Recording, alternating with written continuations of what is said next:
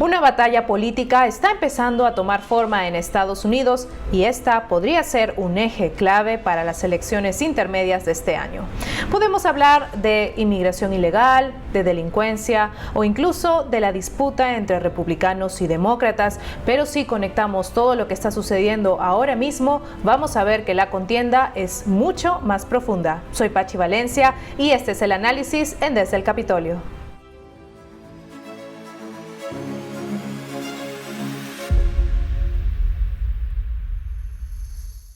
Buenas noches, bienvenidos a Desde el Capitolio. 76 días para las elecciones de medio término. Ahora todo el mundo está observando cómo se está moviendo la política en los diferentes estados y en especial, por supuesto, desde la capital de la nación. Pero hoy quiero empezar el programa con una pregunta para usted, que nos ve desde California o desde Texas o desde Florida. ¿Qué tipo de país quieren los estadounidenses? Si su respuesta es una buena economía, precios bajos, una gran educación, acceso a servicios de salud, pues quiero preguntarles entonces qué tienen en común todos estos pilares que difícilmente pueden existir sin una condición fundamental: la seguridad. Y ahí es donde el presidente Donald Trump justo está recorriendo el país con este mensaje claro. El crimen está bajando y según su gobierno, sus políticas están dando resultados. Pero al mismo tiempo, Trump está vinculando este tema con otro que quiere poner también en el centro de estas elecciones, y es su rechazo al socialismo y al comunismo. Y aquí es donde las cosas precisamente se están dividiendo. Porque mientras Donald Trump habla de la seguridad, del orden y el control migratorio, dentro del Partido Demócrata, por el otro ala, se está hablando sobre una discusión en torno al ICE, la Agencia de Inmigración. Los demócratas terminaron el sábado pasado una reunión de verano de 3 días en Austin, Texas, y aprobaron 2 resoluciones específicas sobre esta agencia. Una propone abolir el ICE y la otra exige reformas concretas para la agencia. La resolución que pide abolir el ICE cita las muertes ocurridas bajo custodia de la agencia, y la otra resolución pues señala que puede ser necesario reformar el sistema sin necesariamente eliminarlo. Y aunque estas posturas todavía no son una plataforma oficial del Partido Demócrata, sí muestran hacia dónde se está moviendo una parte importante de este partido político. Una parte del Partido Demócrata quiere eliminar por completo la agencia encargada de hacer cumplir las leyes migratorias. Y por otra parte, otra ala considera que el sistema necesita cambios, pero no necesariamente su desaparición. Pero entonces, ¿por qué debería importarle esto a usted, a un votante? Porque el debate sobre el ICE no se queda solamente en la inmigración, sino que toca directamente temas como la seguridad, las fronteras, el empleo, la vivienda, incluso la educación y en última instancia también el modelo de sociedad que quiere Estados Unidos para mantener. Y eso nos lleva directamente al otro gran tema que el presidente Donald Trump está impulsando últimamente en sus discursos: la seguridad pública. Este fin de semana el presidente Trump estuvo en el condado de Nassau, en Nueva York, un lugar muy importante para él porque allí ganó en 2024, algo que no ocurría para un candidato presidencial republicano desde hacía 2 décadas. Y desde allí, desde Nassau, anunció las nuevas cifras de criminalidad. Escuchemos. 1 million fewer assaults, robberies, burglaries, thefts. The numbers, every single number, is the first time it's ever happened. Every single number is the lowest number in recorded history.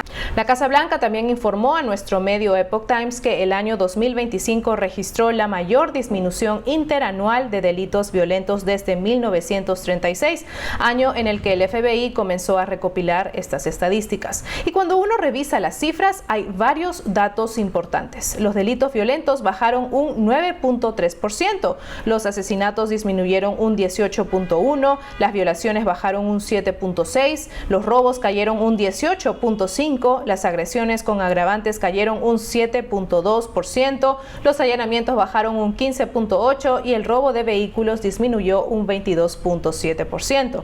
Trump resumió algunos de estos datos de esta manera. And last year, there were over 3,100 fewer murders than the year before I took office. We had 10,000 fewer rapes than the year before, 1 million fewer assaults, robberies, burglaries, thefts. Para la Casa Blanca, estos números representan una reducción histórica porque el mensaje llega en un momento muy particular, y es que esta semana se cumple un año desde que el presidente Trump declaró el estado de emergencia en Washington, D.C. y ordenó el despliegue federal de la Guardia Nacional y fuerzas del orden para enfrentar este crimen, esta delincuencia. Hace un año recuerdo haber estado en la sala de prensa en la Casa Blanca cuando el presidente Trump decía que Washington tenía una de las tasas de homicidio y robo más altas entre las otras grandes ciudades del país. En 2024, por ejemplo, la tasa de homicidios superaba los 27 por cada 100,000 habitantes y el robo de vehículos era 3 veces mayor que el promedio nacional. Trump argumentó en ese momento que esta situación ponía en peligro a los empleados federales, dificultaba el contratar y retener a trabajadores esenciales y también, por supuesto, dañaba la imagen de Estados Unidos como un país seguro. Y entonces hizo este anuncio. I'm announcing a historic action to rescue our nation's capital from crime, bloodshed, bedlam, and squalor, and worse. This is Liberation Day in D.C., and we're going to take our capital back. Pero esta decisión, recordemos, generó una fuerte oposición. Los críticos acusaron al presidente Trump de utilizar la delincuencia como una excusa para aumentar su poder federal. Algunos hablaron de un abuso de poder y otros incluso dijeron que se trataba de una emergencia fabricada. Otros afirmaron que esta operación no tenía nada que ver con la seguridad, sino que era una forma de reprimir el liderazgo negro, refiriéndose a la alcaldesa de la capital, Muriel Bowser. Pero 9 días después de este aumento de las tropas, la Casa Blanca presentó sus primeros hallazgos. El vicepresidente J.D. Vance en ese momento dijo que los delitos violentos ya habían disminuido un 35% en Washington, D.C. durante esos 9 días y los robos habían bajado más del 50%. Y Trump respondió a quienes lo acusaban de comportarse como un dictador. So the line is that I'm a dictator, but I stop crime. So a lot of people say, you know, if that's the case, I'd rather have a dictator. But I'm not a dictator. I just know how to stop crime. El cambio en la postura de la alcaldesa Bowser también resultó bastante significativo porque al principio ella había criticado el despliegue federal y había dicho que la ciudad no tenía suficientes delitos como para justificar que se aumente una presencia policial o que se despliegue a la Guardia Nacional, y calificó estas acciones del presidente Trump como un intento autoritario. Pero 17 días después, todo cambió de tono. Bowser elogió ese refuerzo federal y reportó una caída del 87% en el robo de los vehículos. La alcaldesa dijo en ese momento que cuando bajaban los robos de los vehículos, las armas de fuego, los homicidios y los robos, pues los barrios se sentían más seguros y de hecho ahora lo están. Para el día 23, la alcaldesa Bowser ya había emitido una orden ejecutiva para que Washington, D.C. colaborara de forma indefinida con estas fuerzas del orden federales, incluso después de que terminara esta emergencia presidencial. Ahora bien, si estos resultados justifican o no la política de Trump, sigue siendo aún un debate político. Y precisamente ahí está el punto, porque la discusión sobre los números de la criminalidad es sobre las políticas y qué políticas producen esos resultados, y también el hecho de que Trump está intentando llevar esa discusión directamente a las urnas de votación. En Nueva York, por ejemplo, su mensaje de seguridad estuvo acompañado de una advertencia sobre el socialismo y el comunismo. Escuchemos.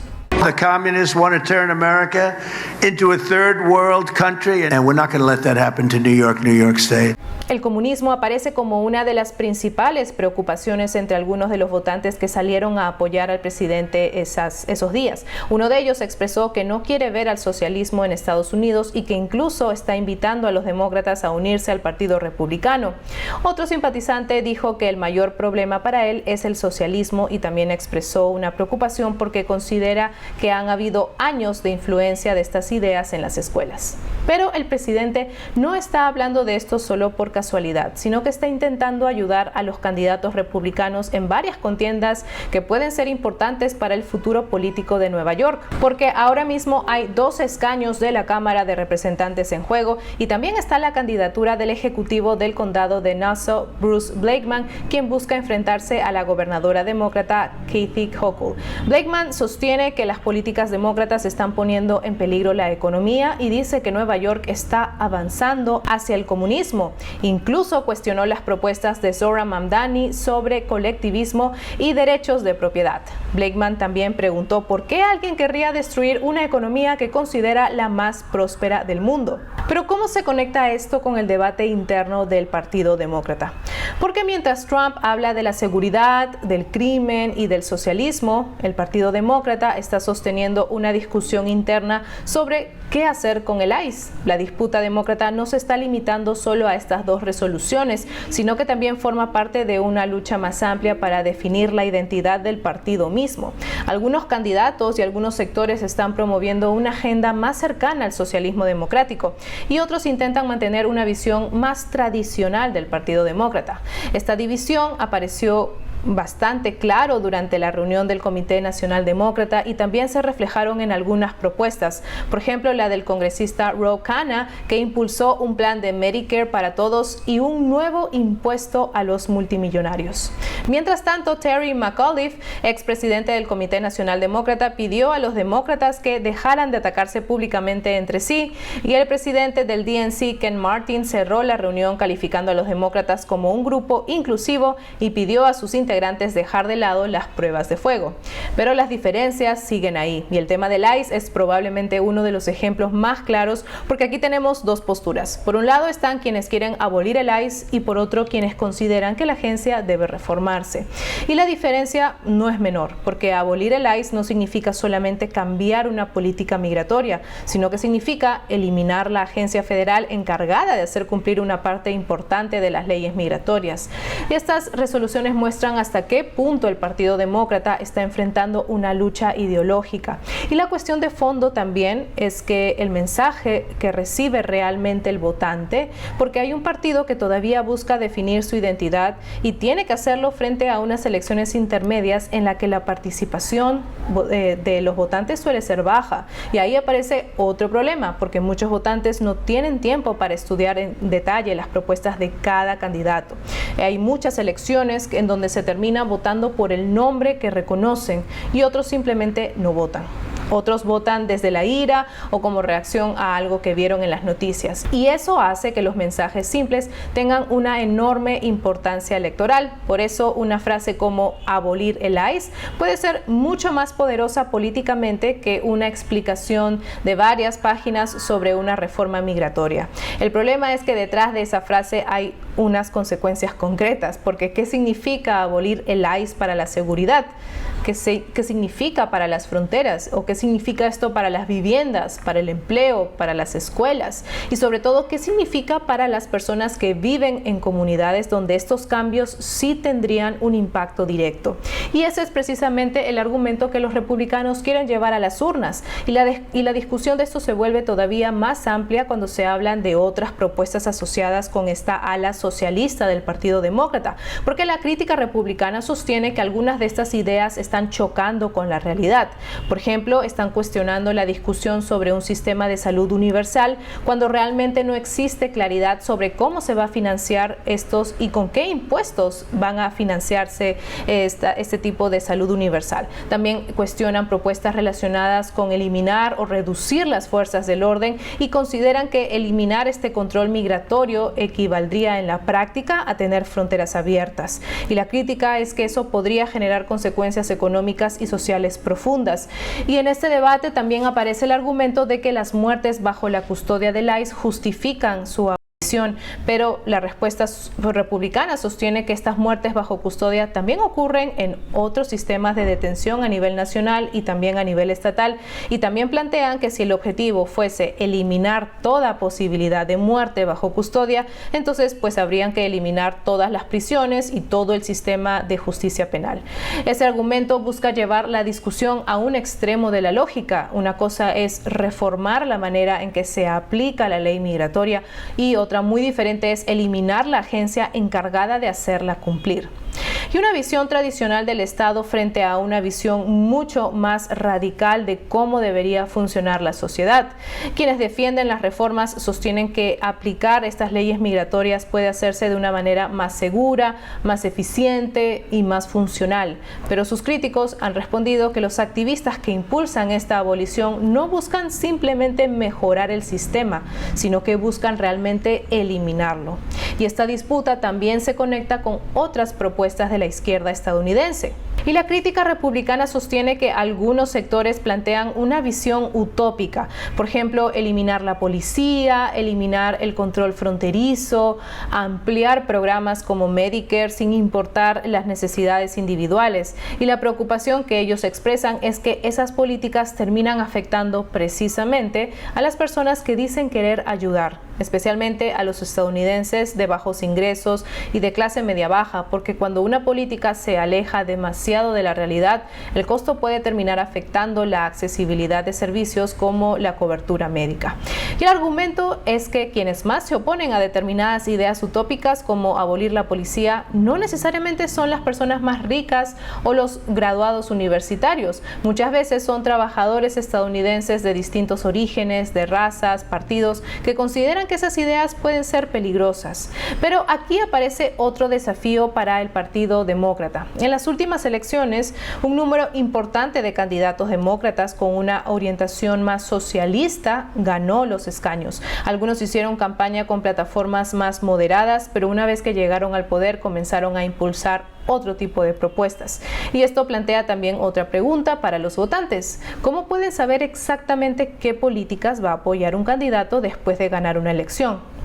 Y esa pregunta será especialmente importante en estas elecciones de medio término, porque la dirección del Partido Demócrata podría enfrentar dos caminos. Uno sería intentar alejarse de las propuestas más radicales y buscar una postura más moderada, y la otra sería permitir que el ala socialista continúe desplazando el centro del partido. La crítica republicana sostiene que por ahora el ala socialista está moviendo al resto del Partido Demócrata. Y aunque propuestas como abolir el Senado, eliminar las fronteras, impulsar una visión socialista todavía no forman parte oficial de esta plataforma del Partido Demócrata, el partido igual tendría que explicar qué postura ocupa frente a ellas. Porque de cara a una elección, estos mensajes complejos como el abolir el ICE tienen menos fuerza que los mensajes simples. Y aquí aparece una referencia directa a la campaña de Trump de 2024. Recuerdan que había uno de estos mensajes que pasaban por televisión contra Kamala Harris que buscaba marcar una diferencia muy clara. El lema en español era: Kamala está con ellos y el presidente Trump está con ustedes. La frase precisamente hacía referencia al uso de pronombres inclusivos y a las posturas de Kamala Harris sobre la identidad de género. Ese tipo de mensaje puede resumir una batalla política completa en pocas palabras. Y ahora el mensaje puede convertirse en abolir el ICE. La pregunta es: ¿qué hay detrás de esa frase? Porque para un votante puede sonar como una promesa de detener las deportaciones, pero para otro puede significar eliminar una parte fundamental del sistema migratorio. Y eso puede cambiar completamente la manera en que cada grupo interpreta la elección. Mientras tanto, el presidente Trump está tratando de conectar seguridad, control migratorio y rechazo al socialismo en un solo mensaje. Entonces, ¿qué tenemos al llegar a las elecciones de medio término? Tenemos un partido demócrata que debate internamente si debe abolir o no el ICE. Tenemos a sectores demócratas que impulsan el Medicare para todos y nuevos impuestos a los multimillonarios. Tenemos a candidatos de orientación socialista que ganan elecciones y llevan esas ideas al centro del debate político. Y por el otro lado tenemos a los republicanos intentando presentar estas propuestas como una amenaza a la seguridad, a la economía, a la libertad. Y también paralelamente tenemos al presidente Trump utilizando las cifras de criminalidad para promover que sus políticas funcionan. Ahora, la gran pregunta aquí es si el mensaje de cualquiera de ambos partidos va a ser suficiente para cambiar este equilibrio de poder en noviembre. Porque el Partido Demócrata enfrenta la decisión de reformar o abolir, moderarse o irse al socialismo. Y los republicanos también enfrentan su propia decisión. ¿Cómo van a convencer a los votantes que quieren quieren seguridad y que quieren orden. La respuesta que plantean algunos republicanos es hablar de una accesibilidad sostenible y al mismo tiempo preservar lo que ellos consideran el espíritu aventurero de Estados Unidos. Y la crítica a estas propuestas socialistas es que podrían crear una sociedad demasiado controlada y dirigida por élites que deciden qué opciones debe tener cada ciudadano. Por eso la batalla electoral que se está formando en Estados Unidos puede ser mucho más grande que una disputa entre solo dos partidos políticos, porque puede convertirse en una elección sobre qué significa la libertad, la seguridad o qué significa hacer cumplir la ley.